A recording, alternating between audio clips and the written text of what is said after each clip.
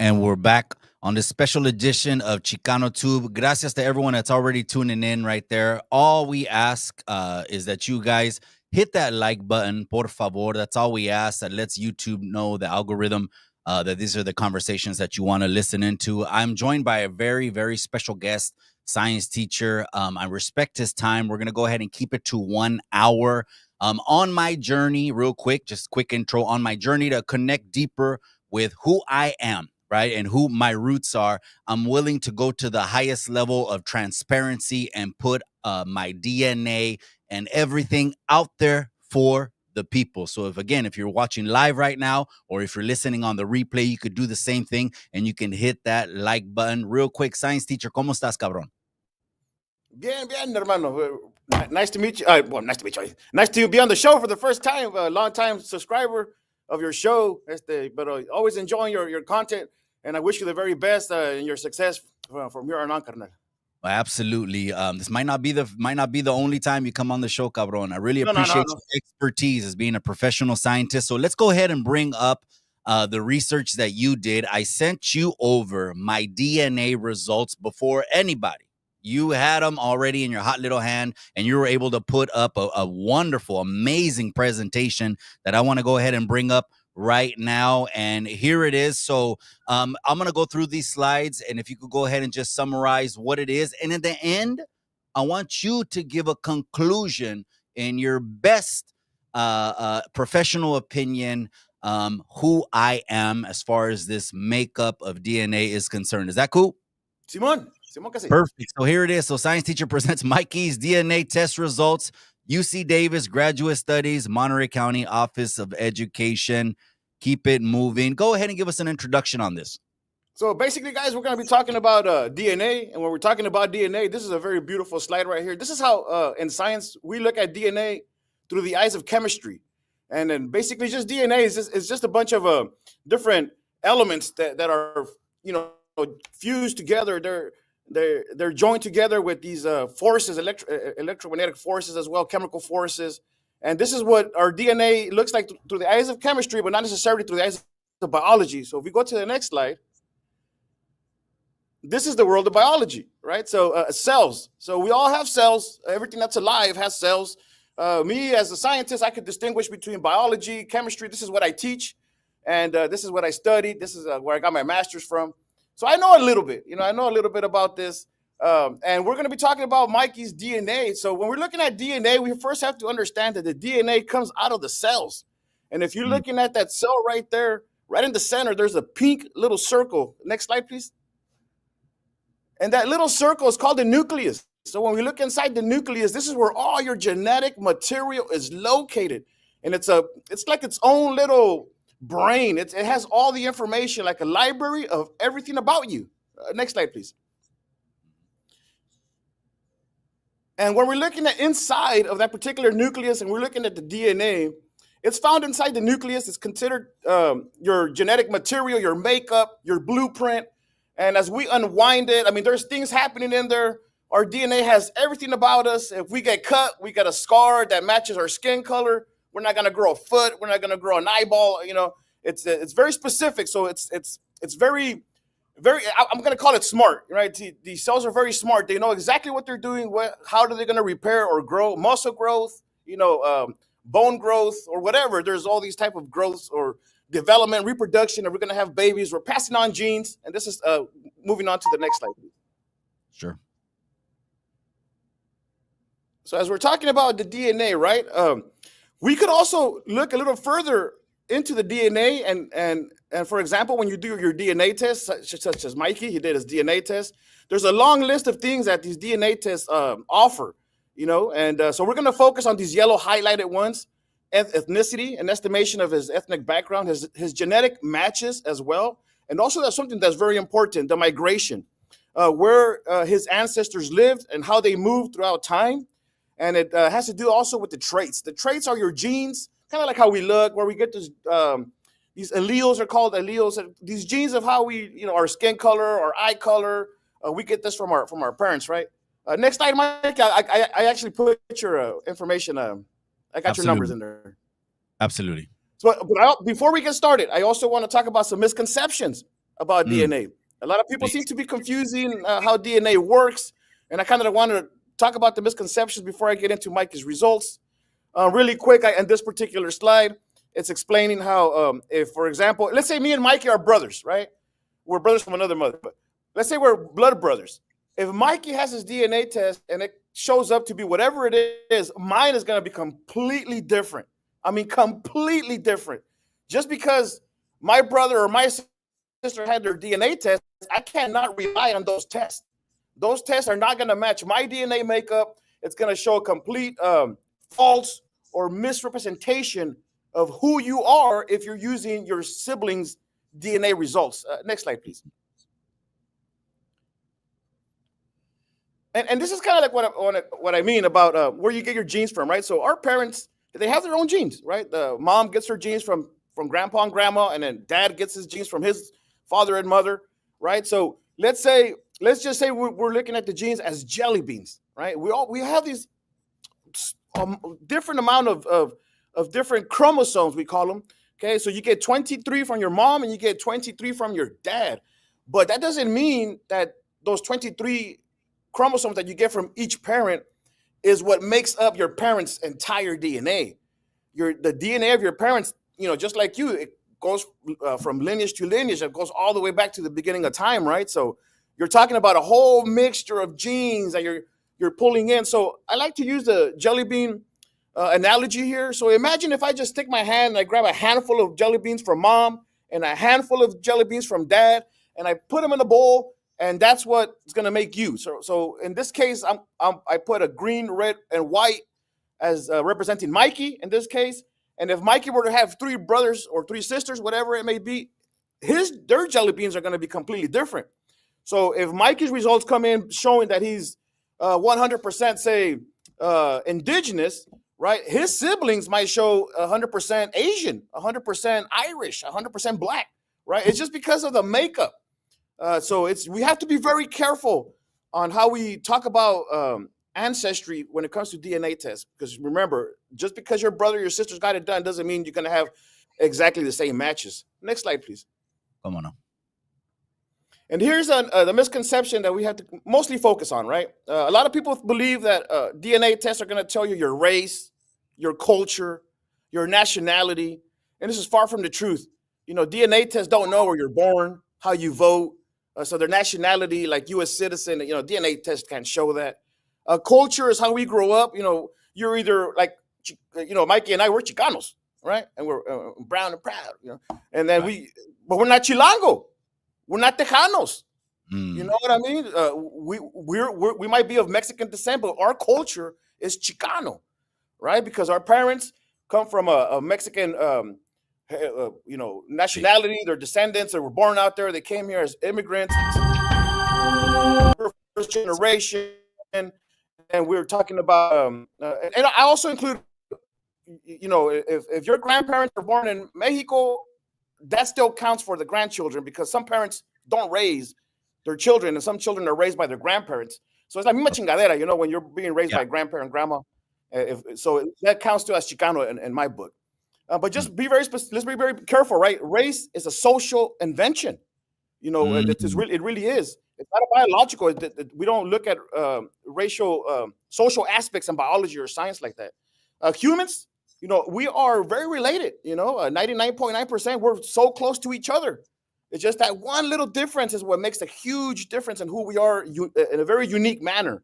Okay, so I like and so just that, on real quick. I like you said, race is a social invention, not a biological one. So you're looking at everything in my DNA right now through biology. Correct.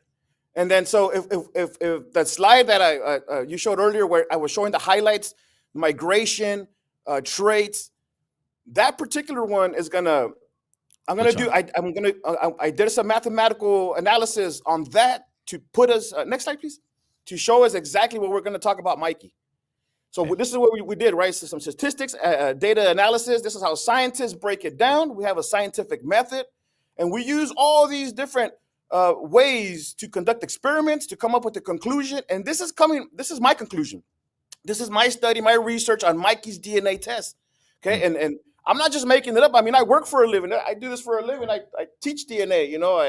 I'm a biologist by trade. I'm a scientist. So I'm not just making it up. I really use my intellect. I really use my everything that I learned from all my educational path, right? To give you a most accurate form of showing Mikey's origins. Okay, Mm. so it's not just a make believe thing. It's not just, it is my opinion, but it's based on scientific analysis.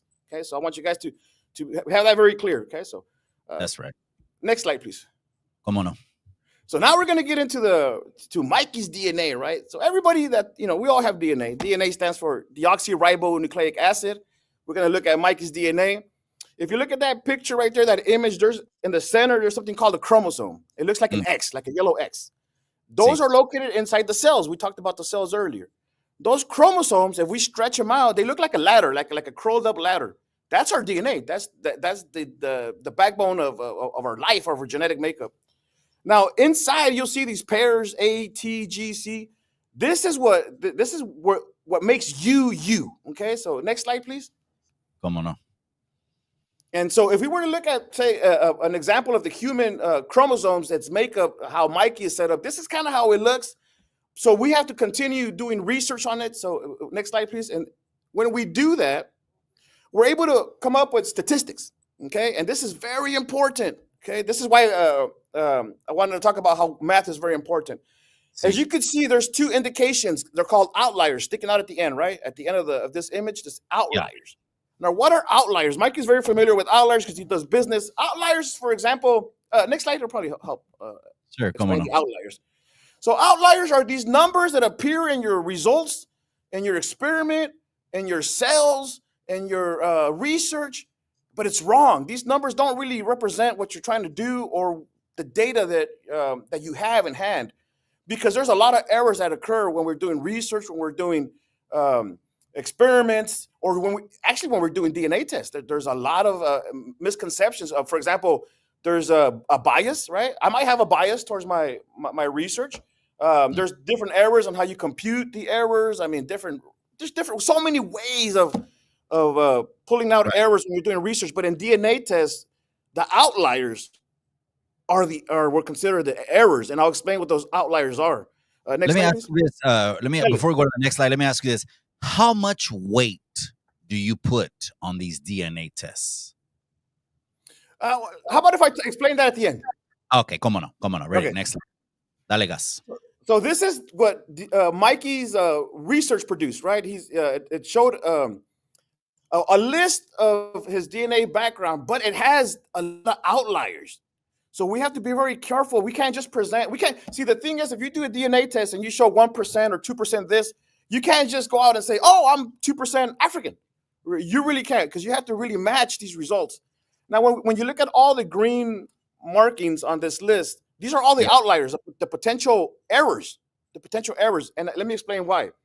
When we compare these green errors, it's like repeating the same data. Okay, for example, it shows that Spain, right? The Spain is an X, meaning that's not an outlier, that's a fact. Indigenous Mexican, that's a fact for Mikey. Okay, but when we look at, for example, Sephardic Jew, if you read the description, it says Spanish, like Spain. So we're counting twice. The Spanish, the 47% in Spain, we're counting it twice if we include a different category of Spaniard. It's like saying, you come from Mexico, and then you say, "Oh, but it's Mexican from Jalisco, Mexico from Veracruz, Mexico from Sinaloa," right? So it's like, come on, man, you're double counting here. It's Mexican, right? It's Mexican. Okay. So Sephardic Jew, Spain, and when you also look at Basque, you look at the Basque, it also says from Spain, right? Distinct, but overlaps with Spain. You also look at the Ashkenazi Jewish, right? That's also a Sephardic Jew. Sephardic Jews originate or mostly attributed to the Spanish region, the Spaniard, the Spain country, right? So we can't be counting twice. These are outliers, right? So it's like saying, "Oh, you're Spaniard, and then you're Spaniard this, but you're Spaniard that, and Spaniard this." It's like saying my mom and my dad are two different people. They have their own parents, right? Mhm. They're both from the same country or whatever, but they all show a little bit of different traits. And this is why we count these as outliers. We can't include these in the actual fact, but you have to include at least 1%. There's a slight chance. And if you go to the next slide, I'll show you what it means. Because it has to equal 100, right? It has to equal 100, but you Okay. also have to take into consideration the outliers. So Okay. when you do the math as a scientist, as a researcher, as a person working with biology, when you do these tests on DNA and you eliminate the potential errors and you add it to 100%, in this case, Mikey's DNA analysis, from my point of view, from my research, from my analysis, Mikey shows 52% indigenous Mexican American. Okay. And this is irrefutable. This is irrefutable. He could trace back his parents to Mexico and his grandparents to Mexico and their parents to Mexico, and they could keep going back all the way to the conquistadors, right? This is irrefutable. So when I talked about the migration at the beginning of my introduction, when I said what we're going to focus on, this is See. where we break it down. Now Mm. it shows 47% Spaniard, but he's not from the region. Okay, and then why it's showing this is because it's very common in the Mexican heritage. This reflects in what we call the colonial ancestry, the conquistadors. Gene mutation is, for example, when we have all of a sudden, let's say you have a indigenous tribe, and then all of a sudden here comes someone from the outside, and they start having children in that tribe. Then it's that genetic makeup is gonna like it's gonna be an Dilute. explosion of changes, right? But it doesn't mean like this, like my juice, right? If I fill it up with water, clear water, right? Let's say that's your Mexican history, your indigenous culture, and it's you drop 2 drops of food color.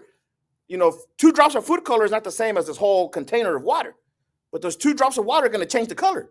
Tainted. Yeah. It's going to taint it. So are you more of the tainted or are you more of your origin, right? Mm. So Mikey, his origins are from Mexico, but his genes have been tainted because of gene mutation, the genetic flow throughout the history of mankind, how we have gone to the different parts of the world, and this is what's happening. And part of it happened because a long time ago, as we know, rape, right? Mm. So it's Yeah. pillage and plunder and spoils to the victor. So Yeah. We're not going to talk about colonialism on this episode. No, no te creas. That's a whole nother topic, cabrón. Colonists, the colonizers. But you're breaking it down coming from a scientific, Right. biological standpoint. You have researched all of my DNA and put this basically being your summary of equaling 100% who I am, right? Correct. And I did include the combination of the outliers to make sense of it, to include it in this research without excluding it.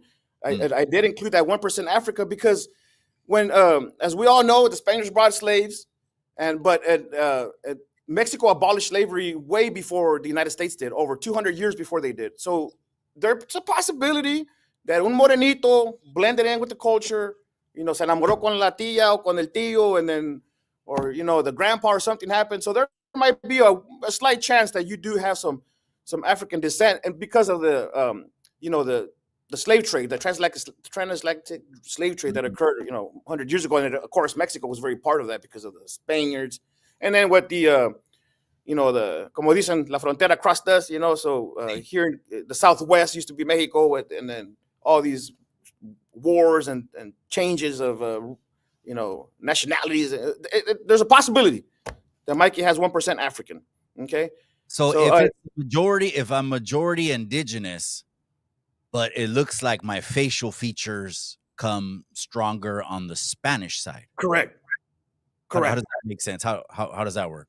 It's like what I was mentioning. So if you have a full glass of water and then you drop two taints, so your physical aspect of how you look, it's a blend of your ancestry traits as well as your Spanish background, your genes that were make up. So yeah, it's a combination. It's a combination. Okay, so but is it always like this? No, because remember the jelly beans. It's whatever God chose to pull out of your parents' genes and mix Mikey up. Some of it, most of it is, and from my study, is indigenous. But about a lot of your features do come from that Spanish lineage. So is this like a typical makeup of someone that descends from Mexico? No, Mikey, not really, because Oh, as we all know, Mexico has it's been unique. invaded by the French, by Spaniards. There are a lot of nowadays, a lot of people migrate to Mexico from Asia, from the United States, from the Arabs, a lot of Arabs. So right now, German. everybody's going to have their own different lineage, but yours is very strong, tying it to back to the history of Mexico. Like Mm. you don't show a lot of migration coming out of your indigenous background, and the only thing that you do show from the Spaniards is that at one point, somebody came from Spain to Mexico and introduced their genes into the population, and not the other way around. Right, Mm. right. I'm local. I'm a local boy. You're local for sure. Okay, let's see what's next right here. Okay. And this is the meat and potatoes right here. This is Mikey, 100% his origin. So when I broke it down to his ethnicity, the migration, and like I said, DNA tests don't show your race, right? They don't show your nationality. But when I put together Mikey's his origins, and I include these labels, right, as well, I could break it down and make an analytical or a statistic, a probability of what Mikey is, right, when it comes to DNA, like where he comes from. I'm able to make these. When you look at statistics, there's when I could see what is possibly more correct than an argument that is not as correct. Right. So when we look at Mikey's culture, we talked about this a little bit in the beginning. He's Chicano 100%, right?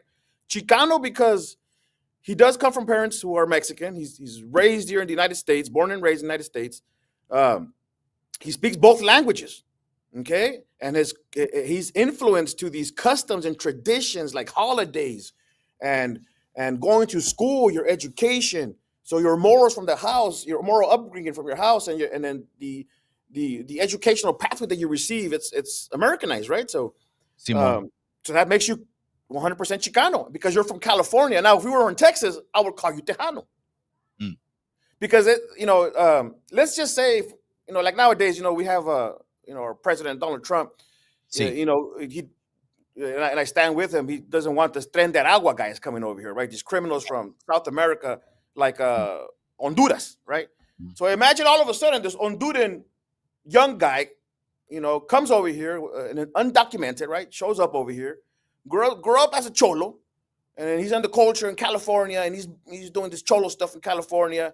And then all of a sudden, 10, 20 years later, he says, "Oh, I grew up in the Chicano culture because I grew up around Mexicans in California." And no, that Mm. you're not Chicano. You come from a Honduran background. In other words, you know what I mean. So you could be, you could have an influence with the Chicano culture, but just because you have an influence doesn't make you're part of that culture. And I did explain that, and the Right. misconceptions, the warnings, right? So Some people, culture is like race. It's not it's like, biological. yeah, it's not about, it's an identity, but A it's label is tied, an identity.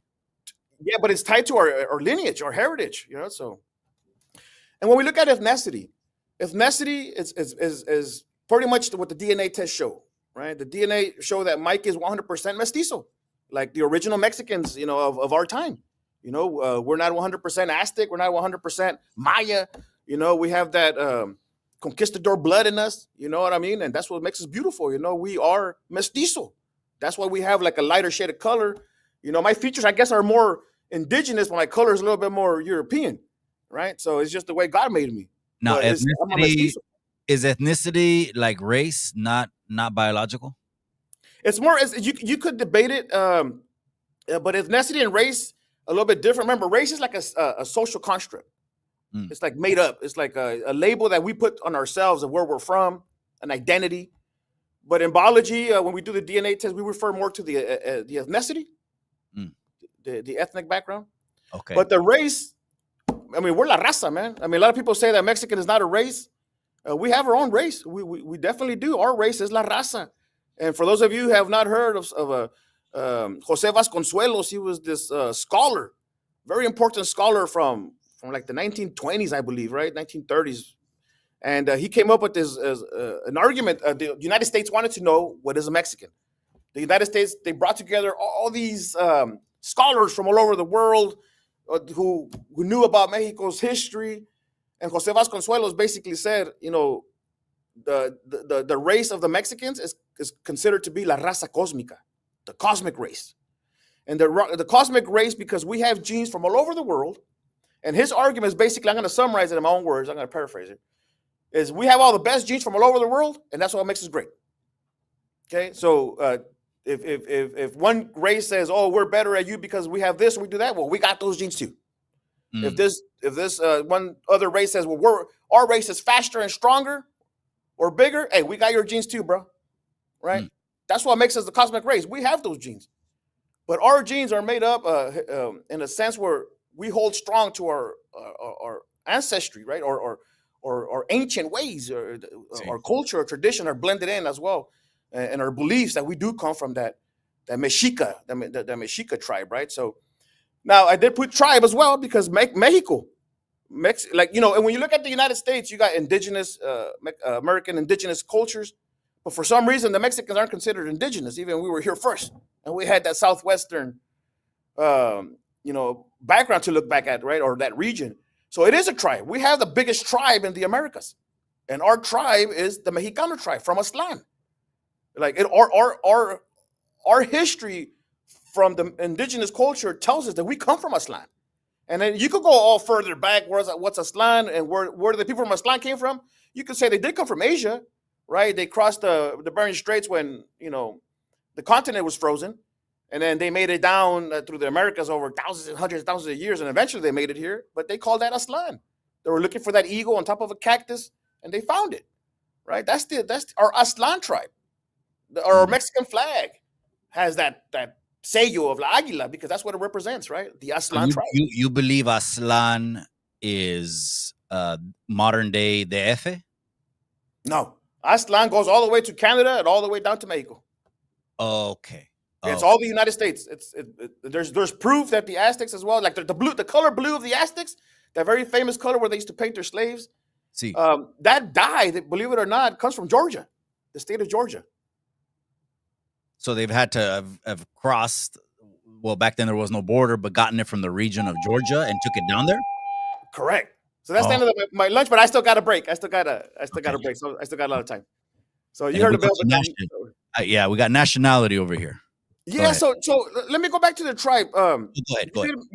So we all heard the word pocho, right? Pocho.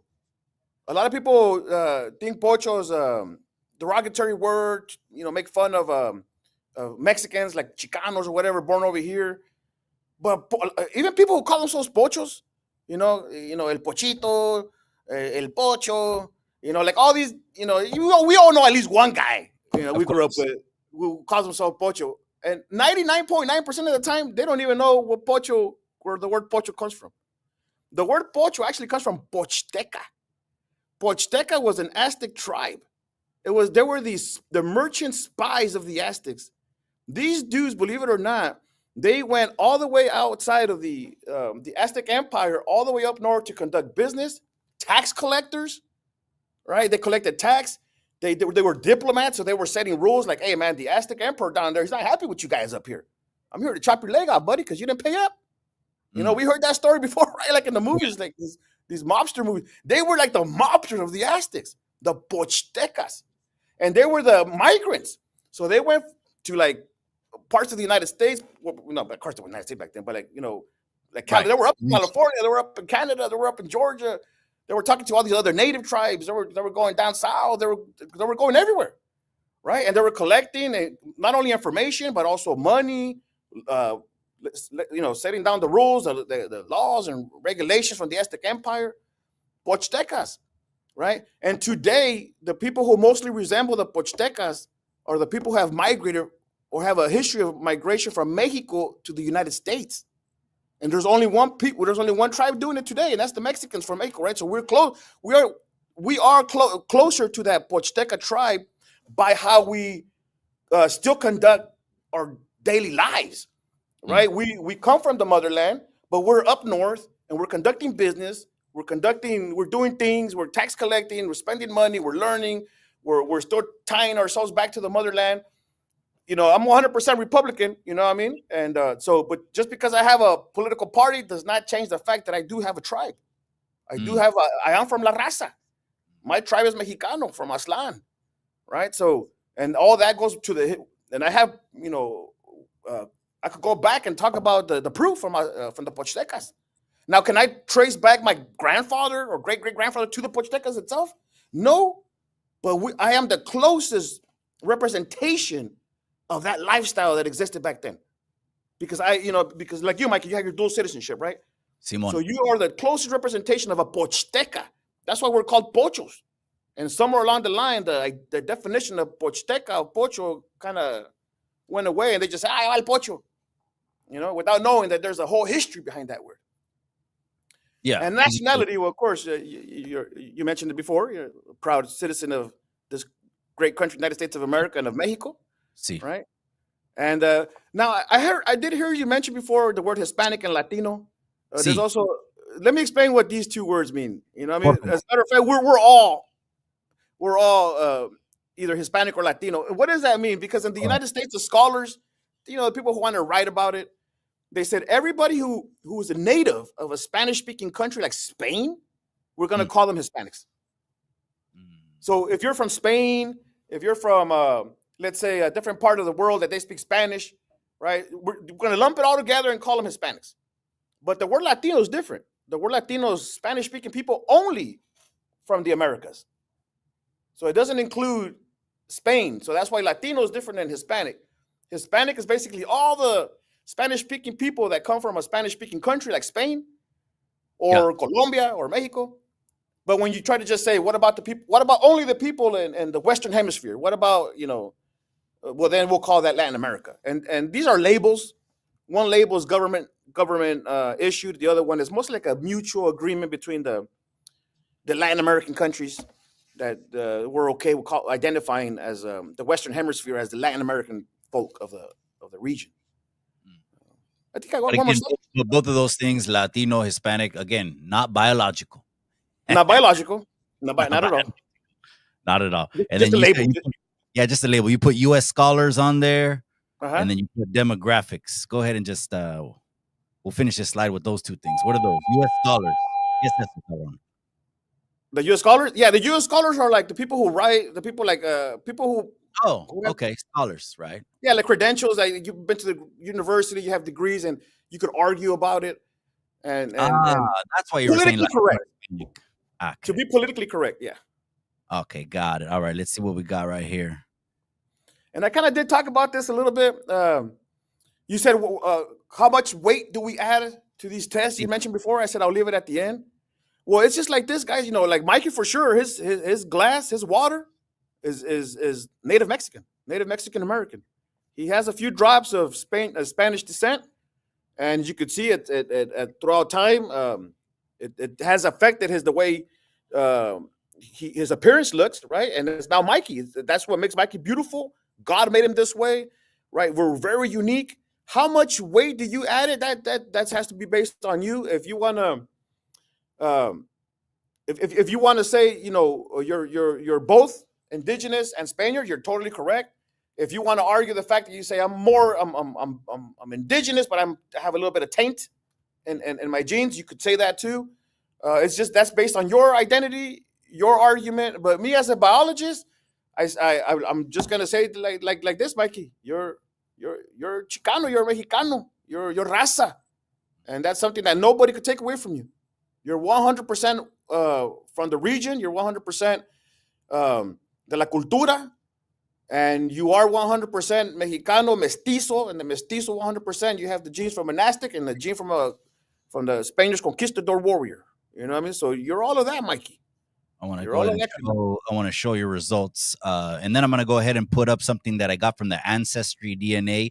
Again, you already broke everything down that I'm going to show right now, and you broke it down way better than me just putting a PDF or a slide. But 52 for anyone that's tuning in a little bit later to the live. Maybe you just got on lunch at 12:30. We're wrapping this up in 10 minutes because I want to give science teacher at least 10, 15 minutes to eat a sandwich or go to Subway or something. So 52% indigenous, 47% Spaniard, and 1% African is the summary of what science teacher has researched when I sent him my ancestry DNA.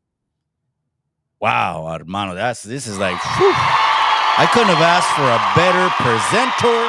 I couldn't have asked for a better presentation. Now, let me go ahead and remove that. I'm going to go ahead and bring it up just in case anyone wants to see. This is it, gente.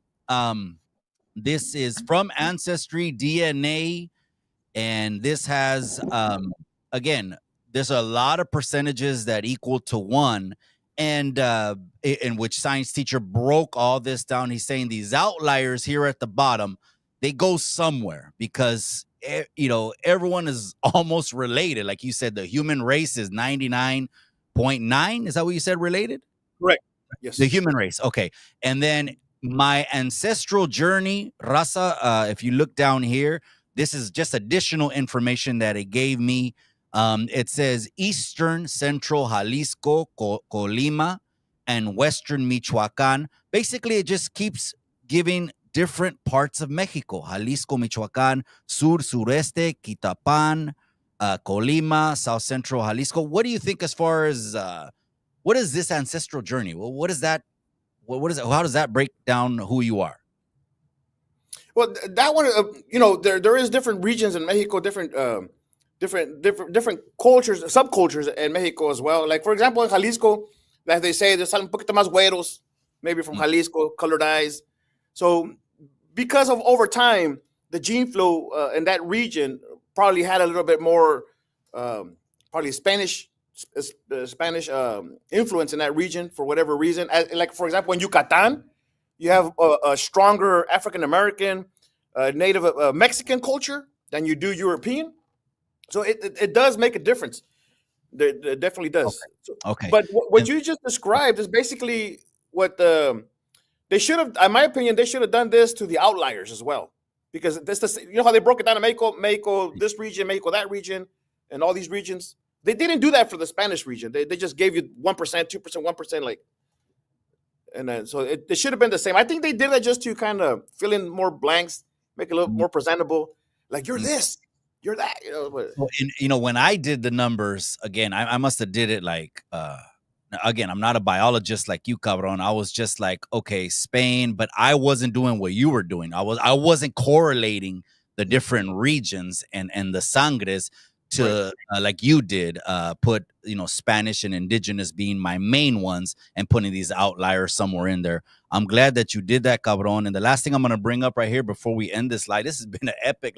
This is the most lit live all year long, gente. I'm so pumped right now. I wish we can go for 5 hours, but I respect mi hermano's time. And let me go ahead and just play this so you can see. I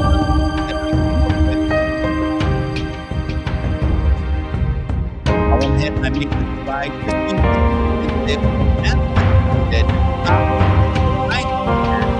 can hear you, Mikey. I can hear you. The music's too loud. I see you talking, but I can't hear you. Okay. Andale, this is Andale. So there you see the map, gente. This is, watch, it's going to pull out one more time. Okay, perfect. Here it is. There is where the Ancestry DNA came up with me. Okay. I went ahead and I started on what they had said was the largest portion of my percentage. How do you come up with, science teacher, that indigenous is the largest percentage? Again, if you could just hone in on that. The outliers, Mikey, was the outliers show like Ashkenazi Jew is Spaniard related. For example, during the slave trade, a lot of these slave traders, they weren't like stay at home kind of father figures. I mean, these guys were brutal assassins. They were hired mercenaries. So they went from region to region, killing, plundering, collecting, and at the same time raping, right? So there's around that whole region, there's an interaction between them that spans over thousands of years. So if we do know that North Africa, for example, is very connected, like Morocco, with Spain. So a lot of those African ancestry could be part of the same deal that was going on. They were taking slaves from a particular area. From like the Portuguese were very heavily influenced with slave trading. Portuguese and Spaniards, they have a large relationship, very close to each other. Senegal, for example, very known for the slave trade.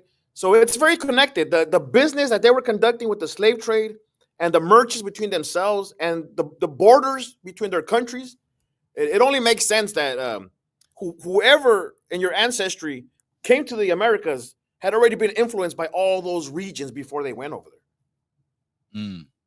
Man, what a breakdown right there. I'm going to go ahead and move this off. Again, in conclusion, before we go, Sencal says Mikey is certified raza now. There you go, cabron. Mikey's DNA. And this is, what do you call it? The conclusion, or what do you call it? A hypothesis, or what's the end summary called? No, yeah, for sure. You could call it the conclusion, right? The conclusion, the report. We're reporting the conclusions, the findings. These are the findings before we go. This is Mikey's DNA. You guys, if you're listening live right now, this has been the most lit live all year long, especially because this is personal. It hits close to home. I wanted to know my roots more. And here is, I have a science teacher who is a professional scientist, biologist. And look what he's saying. 52% indigenous, 47% Spain, and 1% African. Science teacher, I thank you again for your time. I'm going to let you go back to the students, to the classroom, to do what you got to do. Have a blessed weekend. We're going to stay in communication. Again, science teachers in the casa, I appreciate you. Gracias, science teacher. Gracias to everyone that's in the chat. Here's the breakdown. You can call it what you want inside the comment section. Gente, we are out. We appreciate you for tuning in to the Lunchtime DNA Live. But remember what I always say? Remember what I always say. In the end, At the end, all you got is the memories. Simón que sí. Bendiciones y adiós.